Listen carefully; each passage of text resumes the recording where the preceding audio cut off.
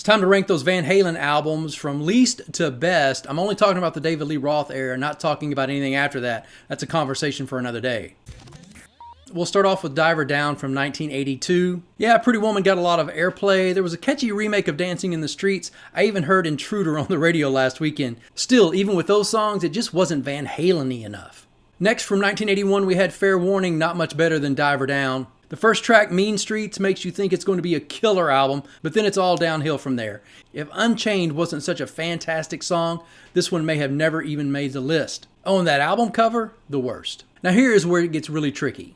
Next on my list from 1984, obviously 1984. One of the most radio-savvy albums from Van Halen, with well-produced tracks, huge drums. You had Jump, Hot for Teacher, Panama, I'll Wait. I mean, I get it. But most of us just lost our minds, and not in a good way, when the album started off with that 60-second keyboard riff right into Jump. I'm not calling them sellouts, but my soul wasn't ready for all that keyboard. Next we have, surprise, surprise, Van Halen 2 from 1979. This was a really strong sophomore release. Feels much like the debut album in style, song choice.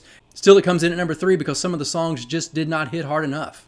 Only 2 left. Number 2, Women and Children First from 1980. This was possibly the hardest album in tone, riffs, the feel. It was a mismatch of songs throughout, even had some early recordings, etc. But still a super strong album with some great guitar work. That means number 1 is number 1, the first Van Halen album from 1978. Easily an argument that this is the best debut rock album from any band. Not sure there is a weak song on this album, to be honest. We were blown away by Eddie's riffs, the solid bass and drums, David's vocals. This album had a lot of vocal harmonies that they just later gave up on. Not sure why. I have a lot of fond memories listening to that first Van Halen album, and I always will. As always, let me know your favorite in the comments section. Be sure and like, follow, and subscribe.